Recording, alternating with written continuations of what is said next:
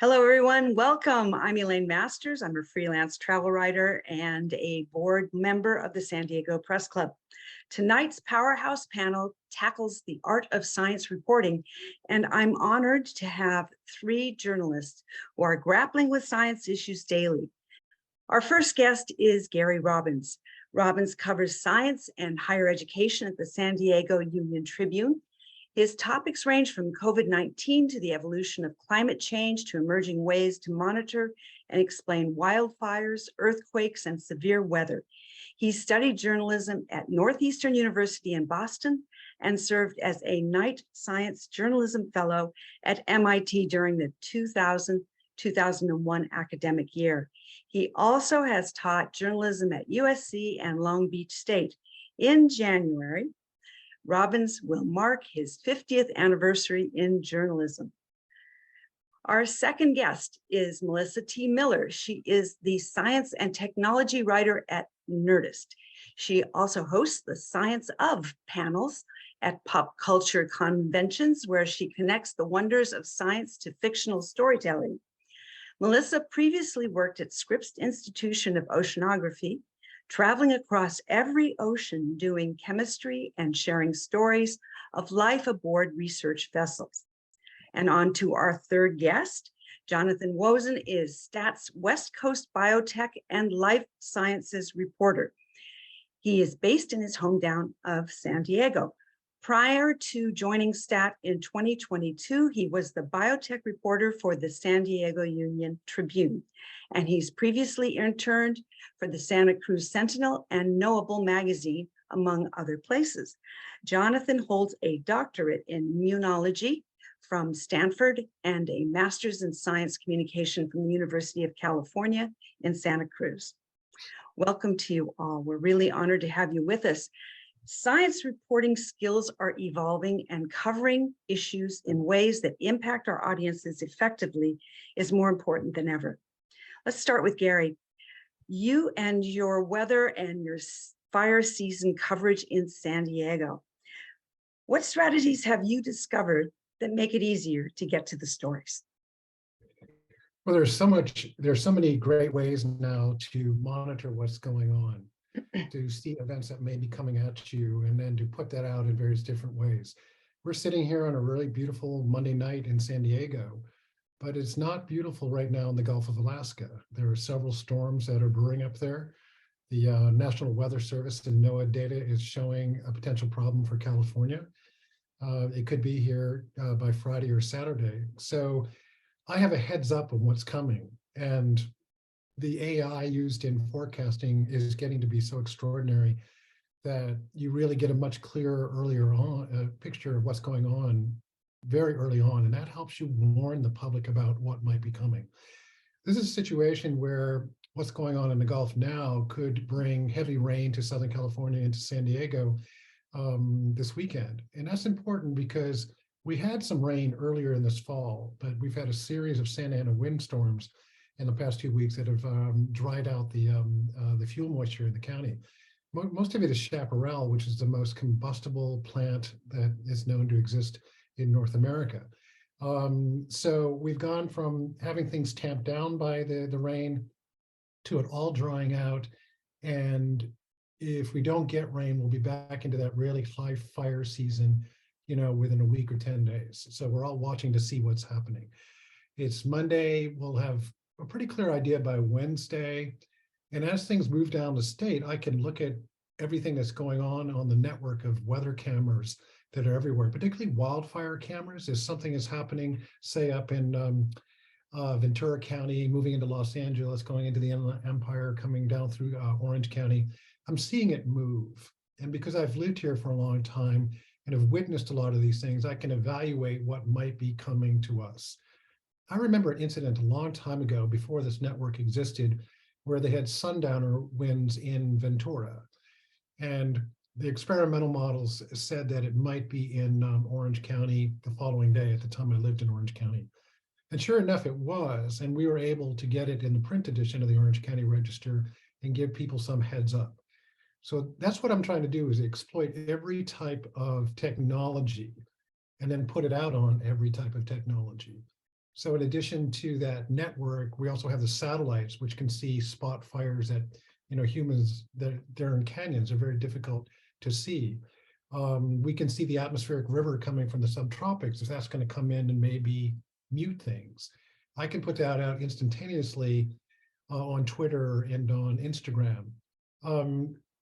Today reporting is a matter of reporting where you're standing. Over the weekend, I was in La Jolla Cove. I do a lot of photography, and I was just there taking images, and there had been strong Santa Anas inland, but the Weather Service didn't think they would reach the coast.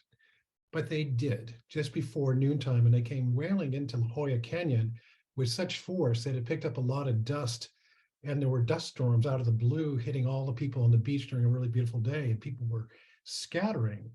That's not a great place to scatter because there's a lot of slippery rocks and grass, and people kind of, meshed together. I was able to report something with video within a couple of minutes from right there because the winds were going to continue. So that went out on Twitter real fast. So my idea of reporting today is report from where you're standing. How about sources when you're on the ground in these moments and you're putting together stories? Are there new strategies that you found are really important for journalists to have? Many of them are not so much, well, I can crowdsource. I can ask people on Twitter and other platforms what they're experiencing in places where I can't get to. This happened to occur right next to the lifeguard station. So I was able to talk to the lifeguard people, and there was a park ranger standing near me as this was occurring. So you immediately go to the best authorities that are available. But I was also able to not only talk to the National Weather Service, right away, but they didn't know that this had happened. So I was giving them information that they were able to put into their own models and their own reporting, because they put out things from the field. And so it's that sharing relationship that you have with these really established organizations. But I could get National Weather Service right away. If it had been a rain event, there are people at Scripps Oceanography that I could get right away who could give me updates on where the atmospheric river was moving, for example. And in a place like San Diego, those rivers come in, they hit the west side of the mountains. We had it about 3 weeks ago where Palomar got 7 inches of rain. That comes down, it's got to come out somewhere. And all of a sudden it's feeding all these streams. And suddenly those streams that were dry are sort of half filled and they're moving. And that's where river rescues begin to pop up in places like San Diego and Orange County. So I'm able to sense and see what's happening quickly and report on it quickly. So the new people, what am I doing? Well, I'm just reaching out to a wider network of people who are seeing things in real time as well and sharing them on their phone and in other ways. Thank you. Melissa and Jonathan, is there anything you'd like to add to that? Yeah, for me, I don't break a lot of news myself. What's funny about working at a pop culture website as a science and technology writer is pretty much everyone else on staff breaks news, at convention panels, what's the next movie, in the Marvel universe or something like that. They have to be on it. For me, I get a little bit more time usually to do my stories. And in terms of finding sources, I like to go to some of those same scientists, but with a little bit of a spin, and that helps me make things a little bit more fun, I think, for them too. I'm, interview a gamma ray expert about that huge gamma ray burst we had a few weeks ago. But, I'm probably the only one asking them about if it's enough to make someone into a Hulk, because that's just the little spin we put on it. And so I think that scientists, are geeks too. So they like thinking about that sort of thing. And because the Nerdist brand is out there and well known, it helps in terms of cultivating unconventional sources for those sorts of stories, and takes a little bit of that pressure off me for breaking the news. And I follow Gary to find out some of these other things. Anything from you, Jonathan, yet? Yeah, I'll just add one thing. Like one thing I know Gary does really well. He mentioned, going out and about and doing a lot of photography and talking with sources. Gary is really good at getting outside of the apartment, actually going places, meeting with people. A lot of the best stories often do, they're not here in your home. They're sort of out there in the world, in a laboratory, at the beach. You can get things out of a face-to-face conversation with the source that you can't necessarily get over Zoom.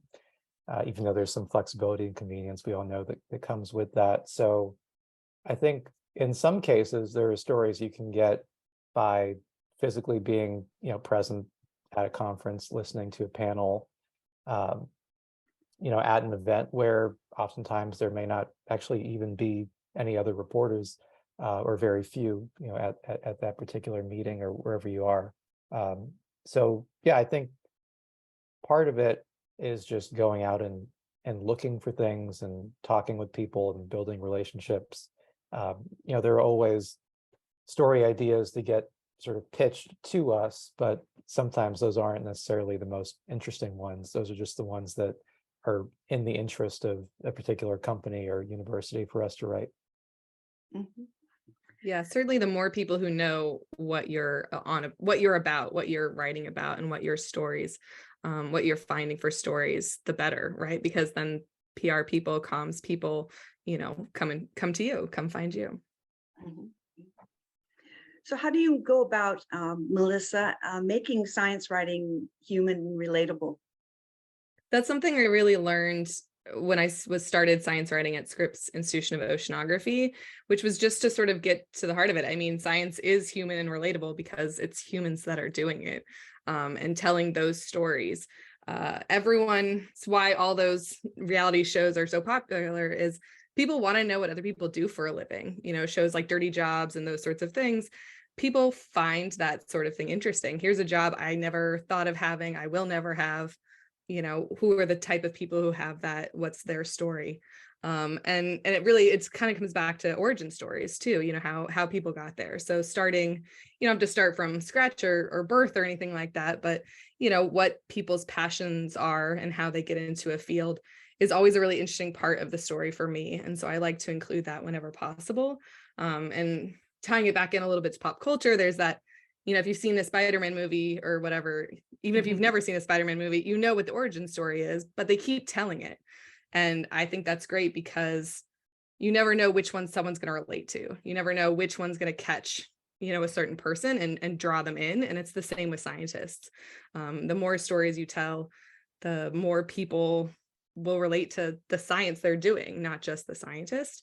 And I think that that's really important. Maybe just because I was a technician, I wasn't a grad student or a faculty member, but I really like finding those sources, not just the same 5 people on our television sets are quoted. I like to hear, from the people that work in their labs, the technicians, the grad students, undergrads, just anyone who's part of that project. I like to tell those stories as well as much as possible.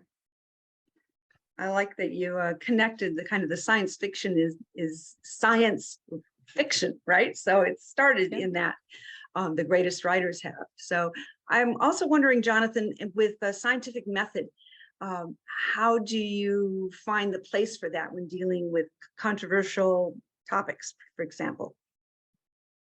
Yeah, I guess a couple different ways I can go with that, depending on what you mean by scientific method. But one thing, and then maybe I'll talk more about controversial stories, but just in general, any good news story will tell you who, what, when, where, how, and why. So, if you're writing about science, you'll, as part of that story, you'll want to address sort of how did they answer that question? How did they come up with that drug? How did they conduct that experiment, solve that problem? You're not doing it, if you're doing it as a reporter for a general audience, you're not really doing it at a level of detail where somebody could then reproduce that experiment, which is sort of what happens in scientific papers where there's an actual methods section that says, okay, I used 10 milliliters of this chemical at that temperature for 2 hours or something, and I injected that into the mice. But you're still giving people a sort of broad brushstroke sense of how the work was done. And sometimes, there is some interesting kind of quirky details in terms of how researchers do experiments or improvise. So, the method definitely has a role in every story, even if it's not the bulk of what you're writing. So that's just kind of one way to think about it. In terms of addressing like more controversial topics, or just say topics where people have a lot of different competing views, I guess one thing that's important, probably in general, but in particular with scientific topics, is there may be a subject where, let's say climate change, where there are not everybody has the same view, but if 95% of people believe one thing and 5% believe another, among experts, you don't have to create this false impression that it's like a 50-50 split in the name of writing something that looks on a surface level like it's balanced, but you've now taken this kind of fringe perspective and given it equal weight. And I could say similar things that I know Gary and I dealt with in COVID coverage, and some of the misinformation there. So yeah, I would just say the quantity and quality of evidence matter, and it's definitely not just okay, but important to convey that to readers. Otherwise, they kind of walk away confused, which is the opposite of what we're trying to do. And Gary, would you like to add something to that, since you're in the classroom as well? Well, the thing I've been thinking a lot about lately is the need for the general public to see scientists do what they do, and for them to see science writers and journalists, other types of journalists, doing what they do. We spoke before the show started about the new film, She Said, about the two New York Times reporters who broke the Harvey Weinstein case. Extraordinary story, extraordinary movie. And part of what is so good about the movie is it shows you reporters and editors at work in this compelling, interesting story, where no one's beating their chest and trying to convince you that they're important. You're seeing people at work. And they also happen to be husbands and wives and parents. And it really just gives you a sense that journalism can be incredibly tedious and difficult and exhausting, and all of those things that are also part of the excitement that comes with it. The general public doesn't have a really good understanding of this. And I think the pandemic, more than anything I've ever seen, revealed it to be so. When it hit, there were just an extraordinary number of people in the general public who were willing to believe a lot of things that weren't even remotely true, that didn't even sound true. The general public, there's various polls every year that show that scientific literacy among the general public is kind of low. That does not mean people are stupid. It means that in a lot of ways, science is poorly presented to the public. The public actually is very interested and very engaged in the subject when you talk to people instead of talk at people. So I think that as an industry, as a field, we need to do a lot better job of talking to people instead of at them, in finding ways to show people how we gather and interpret and make sense of information. I saw something really cool on TikTok, of all places, a few hours ago. It was a female cardiologist about my age in a roughly 45-second TikTok in which she was talking about the 5 things that you really needed to know about heart disease. And it was very human and engaging and warm in the way she spoke. And it didn't take a lot of time. And it was like a really good reminder. At that moment, I was drinking Dr. Pepper, which has 24 grams of sugar in it. And I poured it down the sink, after she spoke, because it's so bad for you. So she's delivering science in a very straightforward, subtle way. And as I looked at it, I thought, I need to do more online as well, where I can give people, say, something within 60 seconds that's about one thing in a compelling way that's useful and intriguing at the same time. I recently had a story about Mainland Space System Sciences here in San Diego. They used one of their cameras on one of the Mars probes around Mars to find an extraordinary crater. And the visuals are really, really good. And the person who did the discovery is very interesting. So we photographed her, we wrote about her, it got a lot of exposure. But, some people would have preferred to see that by Instagram or TikTok or some other digital means of doing it. So we need, as individual journalists, to be on every platform, not on one or two platforms. Realistically, a lot of this is easy to do. When the dust storm, kind of exploded in La Jolla Cove, the only thing I had to do is turn on my phone and hit video record and get enough, time with it. And then, it was a matter of like 15 seconds. And then to hit a button and put it to Twitter and warn our own photo staff that something was going on. And it was posted and beginning to circulate. So that's how fast things can be. And that can go to, I can send it to many sites instead of one platform. I don't know. I just have been very concerned and worried about the way that the public didn't trust a lot of science during the pandemic, and they trusted the media even less. And so much of it had to do with the politics of America. We just can't let that be the way it's going to be. We can't do that. People died because of it, because of the misinformation out there.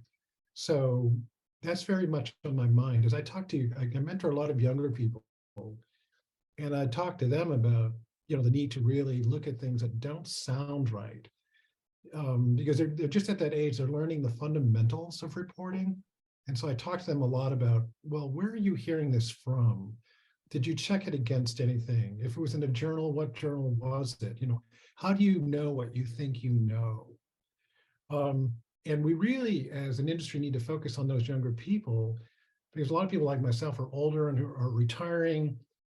These people need a lot of attention because a lot of newsrooms are still closed or only partially open. You need to really pick a handful of them as an individual and personally make it your mission to help them, because the thing that I see that they need is just someone to talk to. And they have basic questions. I had dinner with one reporter, and it was great. We just had this conversation. She was like 25, and out of the blue, she says, "Do you ever use your press card to get into concerts?" And I said, "No, I wouldn't ever. If there was a reason that I had to cover the concert, I would be dealing with the PR staff of the promoter or whatever it is, but I wouldn't use something like that to get into something." And you need to remember that ethics is something you practice when nobody's watching. It wasn't that I thought she would do it. I just think no one told her. Right. These are the kinds of things that young journalists pick up while they're in a newsroom around older reporters. And right now, the Union-Tribune's own newsroom is kind of open, but still not full-fledged. And we need to cultivate these people to replace us and to serve society. So I've just been very worried about this. I have a feeling, Melissa, that you and Jonathan have something you'd like to add to that last bit of the conversation with Gary. Oh yeah, I mean, just building off of that, for me, a lot of times I have, 2 hours to distill someone's scientific paper that they've worked on their research, for the last 3 years down into a couple hundred words and, 1 or 2 pictures. And that's definitely something that I get a little bit shell-shocked over. It's like, oh, what if I want to hook as many people as possible. I want to answer as many questions people might have as possible. And so it's something I'm still learning how to do, is trust my own instincts of what I think, what interests me. And so assuming that will interest other people. And then also using some of those, buzzwords. I want to, peer reviewed, open access. If papers are those, I want to include those terms so that it normalizes and people know to look for those sort of things. Thank goodness for this trend of like lay people abstracts with scientific journals, where they do their abstract, and then there's a second one that's like why this is important, and those sorts of things are really helpful. And what Gary was talking about too with the social media side of things, I don't know what is going to snag Instagram viewers versus TikTok, but that's what the social media person is for. And as long as I'm putting in a couple visual options, a couple interesting facts, I leave it up to them to choose what goes in which place. And, it's interesting to me to find the same story on Twitter versus our Instagram versus our TikTok and see which angle gets the most hits. So, but yeah, that part is very important. Yeah, maybe just to jump on a couple topics. I think Gary raised a bunch, but yeah, I mean, certain stories, I think, as you're thinking through what the story is and how you want to tell it, Certain stories might really benefit from a graphic, right? If Gary's writing something about the Santa Ana winds, I've seen you do really nice explainer graphics. Certain stories are really well served by, having data visualization. So, also thinking about how to find, sort of hard, concrete numbers, how to make sure that you sort of vetted those and present those in a way that people can see. I think a lot of actually when I was at the UT and doing a number of COVID stories, a lot of the things that people would actually share on social media wouldn't even necessarily be the story. They would be a graphic that we had come up with that, especially some of the explainers I did early on around the different types of vaccines, mRNA versus protein subunit, the various types of vaccines, the pros and cons, examples of them for ones that have actually been used in the past, different types of COVID tests, antibody tests, PCR tests, antigen tests, the rapid antigen tests that we're now familiar with the at-home systems. So a lot of those basic explainers, which were part of the story, I think ended up getting a lot more attention even than the words that you spend so much time paying attention to. So I think just thinking through the visuals is always valuable, and sooner than later, because that stuff does take time, especially if you're working with other folks on the team who are busy and inundated with other projects that they're doing. In terms of sort of trust in science or in the scientific method, that's been something that's been concerning me as well. I mean, anybody who's been following things locally throughout the pandemic, think about all the 12, 15-hour long county, board of supervisors meeting, public comment sessions that we had, I think earlier this year, maybe last, when you basically have, people, railing against, well, in some ways reality, and also against some pretty basic facts around COVID-19 and the coronavirus, and, around, in some instances, I mean, and there were some, I think grievances that made sense as well. But one of the things I picked up on was, people pointing to, well, the WHO said, X, Y, and Z in February of 2020. Now they're saying this in March of 2021. These people are flip-flopping. They don't really know what's going on. But, of course, part of what happens when you discover a new virus that no one really knew about is it takes a little bit of time to figure out what it is, how it spreads, how it doesn't spread, what the best ways are to protect yourself, how effective some of the countermeasures and experimental treatments are. So I think there was just a little bit of confusion too around how this whole process works. And because that's something most people don't really pay attention to or necessarily have information shared with them about, when it happens in the middle of a very serious and scary pandemic, people can get confused or led astray by other folks. So it's a serious problem, and there's no, I haven't cracked cracked that one yet myself, but I think just being transparent about what you know, what you don't, and finding sources who are like that as well is really, really important.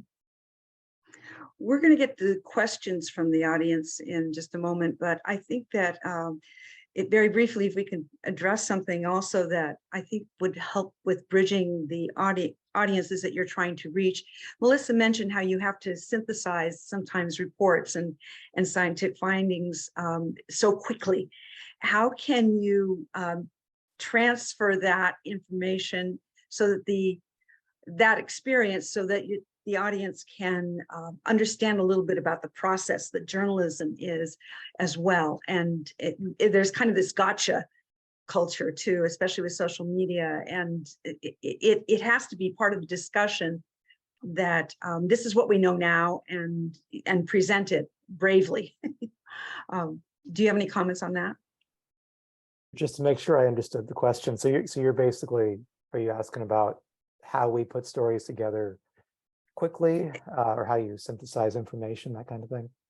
Well, to help the readers and the people who are following on social media understand this is what we know now, and this will change, or this may change. It seems like there's an educational process there that sometimes the public doesn't quite understand. Is that part of science reporting as well, or how would you address that? Jonathan, can I jump in for a second? Yeah. I think this is incredibly important in climate change. When big storms come in, local TV, regional TV, network TV, a lot of the websites say it's a climate changed phenomenon. You know, they blame everything to a very big extent on climate change. Well, scientists will tell you that they cannot tell you to any specific degree how much climate change enhanced any particular event, whether it was a hurricane or an atmospheric river or whatever it was. And you need to really convey the lack of full certainty. It's a process. So I'm really careful when it comes to saying things like that. I know that climate change has changed rainfall rates in California, and how, you know, if you look back over time, you can see how things have changed. But it's important to put into stories the fact that they know it's changing things, but they don't know the degree to which it's changing things, and explain to them why they don't know the degree to which things are happening. And the best way to be able to do that is to spend time in the company of scientists. I really urge people to get out of their apartments, wherever they are, and spend as much time as they can with the people that they're writing about, because it's a relationship. You know, you're evaluating what they're doing, and they're evaluating the way you're communicating. So if you can come to some level of trust back and forth, it enriches the process, and whatever you produce ends up being not only more accurate, but there's greater context and perspective to what you're writing. That will give you greater access to better scientists on a much broader scale. So, you know, the level of communication that you're having with people is much improved. You know, I really learned my lesson about this a very long time ago. The Marine Biological Laboratory at Woods Hole was kind enough to allow me to stay there for a month and audit classes on genetics. And what that allowed me to do was sit in the lab with them between experiments while they were waiting for things to process and whatnot, and just talk. And the thing that really blew my doors off was how much a lot of scientists hate peer review. And it's not that they don't think peer review is important, they think that it's badly done. And so just to sit there in a lab and shoot the breeze with really good scientists from great American institutions saying, so-and-so had a paper that got in that should never have seen the light of day, and they're kind of explaining why. You know, doubt is something that runs so deep in scientists, even among the great scientists. And that's rarely conveyed in science stories and in popular culture. I'm so glad that Melissa's here is talking about popular culture, because that's a way that a lot of us synthesize emerging science. And the better that the sci-fi and the pop culture is, the better off we are too. So the more people we have like Jonathan and Melissa who can distill and put that out there. I know I'm rambling. All I'm saying is that it's complicated, and you need to spend time with the people that are thinking through the ideas and come to understand what they don't understand, because they'll tell you. I had the good fortune to be friends with Sherry Rowland at UC Irvine. He won the Nobel Prize in chemistry for co-discovering chlorofluorocarbons. And we got, you know, I knew him for like 30 years, and he would tell me when he was not clear about something and what was bugging him. And he would talk to people in the hallway at UCI, and they'd have a conversation and you're standing there listening to it.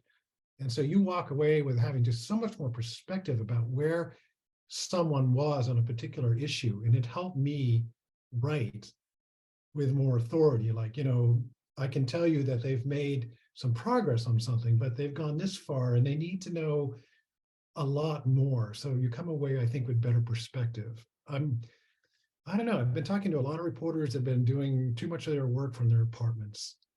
And I think we need to get back onto the campuses and back into the laboratories.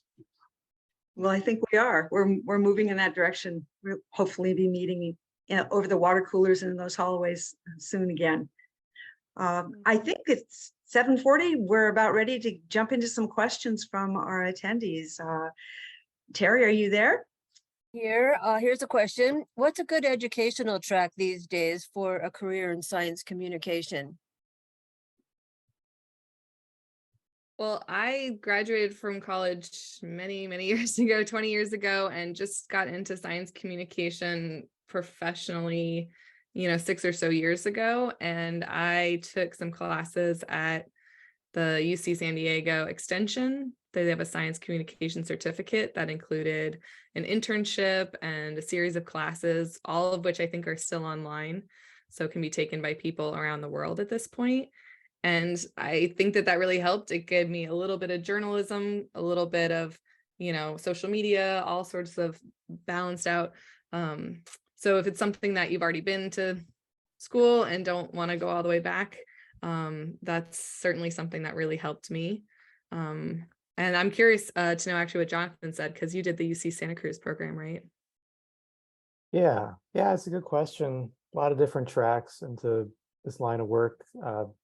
For me, I had a science background, so I was in the lab doing experiments and whatnot, and then decided I wanted to basically transition into writing and journalism and communication. So my track looked like, starting the just kind of mid-grad school, looking for internships, trying to do some things with student groups and little podcasts with other graduate students and postdocs back at Stanford in like 2016, 2017. So I had the science background, but for me, the process was looking for writing opportunities and trying to get a little more experience there. And yeah, that included spending a little bit less than a year at UC Santa Cruz in a sort of compressed time, taking a lot of courses on, news writing and feature writing and profiles and data journalism, and then doing internships in parallel with that. So yeah, I would say if you have a science background, then probably, obviously, you have to get some more experience on the writing and communication side of things, and vice versa. But I did a lot of that through, I guess, formal education, because I got my PhD and I did what was a master's program. But a lot of other people will pick these things up just sort of organically. And there are plenty of, conferences and mini courses, and, Gary did the night fellowship, which I know a lot of people have done and he loved. So there are a lot of opportunities of different lengths to get exposure.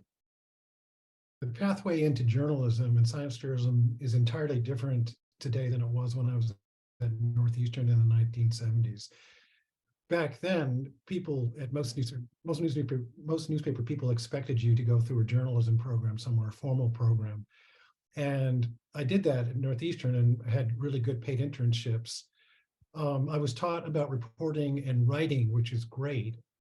But in retrospect, I wished I had the common sense to have taken some business classes, because as I've aged over the years, I've realized that you need to understand the business forces that are reshaping the media in order to continue to have a place in the media.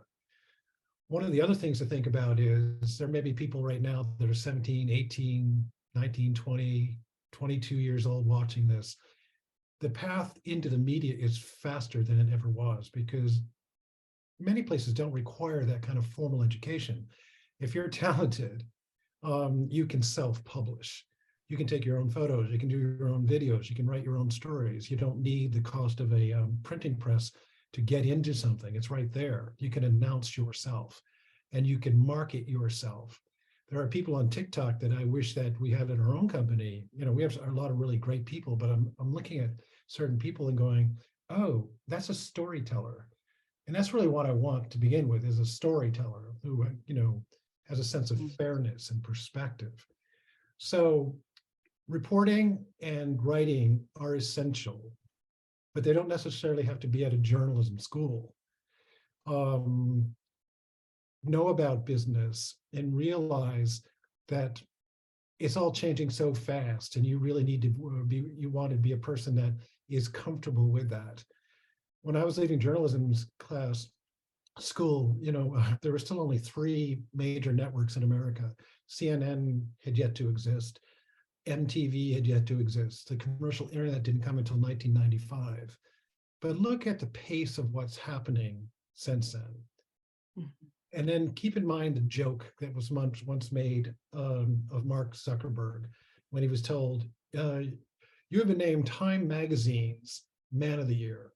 And his response reportedly was, great, what's a magazine?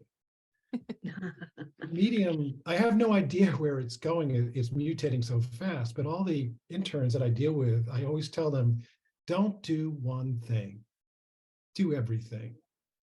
You know, when you come to me for advice or you're showing me a story, I'm going to ask you as much about the visuals as I am about what you wrote, because you can be employed in so many different ways if you have the ability to write and report and to take images or to manipulate images in a professional way, or to do artwork, or to do your own podcast. I helped fill in on the beat, on the police beat on weekends a couple of times during the height of the pandemic, when there were demonstrations in downtown San Diego about the Black Lives Matters movement. And what really struck me at that time was I could simply hold up my phone while I was walking live on Twitter and report into the phone. So it's almost unimaginable and unlimited what you can do today. So if you're going into the business, embrace it, do it, suck every bit of life out of it. It's a lot of fun. And no, it doesn't have to be through J school. Yeah, I think the best advice I got in, I guess, ironically, one of my classes for science writing was just, you already are a science writer. I give you permission to call yourself a science writer. You don't need a degree. You don't need, you know, a professional job at, you know, one of the big places. You just, if you're communicating science, if you're talking about it around the Thanksgiving table, if you're sharing posts, if you're, you know, doing that sort of research and sharing it, then you're a science communicator. So after that, it's all a little bit, you know, give up that imposter syndrome idea and just find your niche, find a need, fill it, and, you know, go from there. I side hustled for many years while working a totally unrelated job. And well, not unrelated, it was still in science, but while, you know, being a lab scientist and before I could hang up my lab coat and find, you know, where I wanted to go next. So one of the nation's best science writers just died. His name was Greg Bear. He was a science fiction writer. He was a hard science fiction writer. And his work contributed so much to some of the concepts that scientists are thinking about today and pushing forward. So you don't have to be like Melissa and I necessarily. You can be a science fiction writer or science fiction television producer, whatever it is. There's so many angles to come at this. Yeah, absolutely. And it's interesting because the scientists I interview about science fiction always say that. Like, I interviewed the team, the Viper team from NASA, who are putting a moon rover to look for water. And they know that there's going to be a horror movie about their job in 5 years, you know, because that's just what science fiction and science does, is this back and forth of, oh, there's this new technology, how can we tell a story with it? And yeah, some of those are going to be horror movies. And so, but it's cool to them, and it's cool for the people writing TV shows and movies, you know, who watch Nova specials, who follow NASA on Twitter, who read National Geographic. Absolutely everyone I've talked to gets their ideas from real world science and then just tweaks it a little bit. Very inspiring. I think we have time for one more question. Are you there, Terry? Here's one from Alicia Yerman Vallecitos. Her question is, do you have any tips for formulating interview questions if you do not know the science subject well? I mean, there are certain questions standard questions I probably ask no matter what. You know, you certainly want to know basically, why are you working on this? Why is it interesting or important to you? What did you already know leading up to this study or this announcement? What new information are you adding here? You know, what are the limitations? Studies are, studies perfect, right? There's, there are always little things in terms of how you interpret the results, or whether, certain standard things too. You find out that a cancer drug works in mice. Obviously, that doesn't necessarily mean it's going to work in people. So I think understanding why they're working in this area, what they've learned, how that fits into, where a particular field is at and where it's going, and getting a sense of some of those limitations or kind of caveats, or those are like basic questions I would ask, no matter what. Now, in terms of if you have to write about something and you're not already so comfortable with it, that's okay. We do that all the time. One easy way to get a little bit up to speed, besides just looking at what other news coverage there's been on that subject, is review articles. So there are scientific studies that'll report findings from a particular group, but there are also reviews, which are more general kind of surveys of the field, open questions. They'll have citations to like 100 different studies at the end. So there's a wealth of information there, and also the people who write them are good outside sources for perspective. So I think that's just a practical tip too, when you're trying to get some background knowledge on an area. I think it's important, if you're interviewing someone in that situation, to let them know that you have a limited understanding. They're more willing to help, I think, in most cases. And in another way to think about it is that people who handle breaking news are often faced with situations where they're dealing with something complex that they may not understand very well. What I turn to, and this is going to sound counterintuitive, but I turn to Britannica. For example, when Barry Sharpless won the Nobel Prize this year in chemistry for click chemistry, I'm suddenly jumping all around and cursing Barry's name because he won in click chemistry, which is so hard to understand. I'm looking for anything online that simply states what click chemistry is. And as much as I love the people at Scripps Research, they couldn't do it either. But Britannica had a very easily understood explanation of what click chemistry is. And it's been my experience over the years that when it comes to something like that, a science term, Britannica. Yeah, in terms of interview questions, I also like to ask people, if I get to interview them, or if I'm just looking it up, what the research that came before and the research that came after, this particular subject, because there's always something they're citing, usually their own earlier study. And then there's literally a future direction section, right, in a scientific article. And so knowing where things fit in that line can help. And that sort of goes to what Jonathan was talking about, just sort of understanding the larger picture. And yeah, I'm never afraid to say I don't know something. Obviously I would do a little research. Britannica is a good thing to know. I'll have to bookmark that. A little bit of research, but stop and ask what an acronym stands for, what some sort of contraction stands for, because those are things I don't want to pass that along, like, oh, I was supposed to know that, and then expect the readers to know that sort of thing. So, just being the sort of proxy in that case. Another thing I like to ask, even just friends of mine who are not even just scientists, any job, is sort of what is the stock photo version of your job, or what you think what your parents think you do, kind of thing. Because all of us, no matter what our job is or hobby or anything like that, there's a bad stock photo out there of it, right? That gets something wrong. You're holding something upside down, or, you know, they're pipetting, holding it up to the light, or, you know, something like that. And people always seem to have something like that to jump on, and it helps you not make the mistake of, you know, again, passing that sort of thing on. So. Good. I think we are just at the time of wrapping this up. I can't thank you enough, each of our panelists, for being part of this discussion.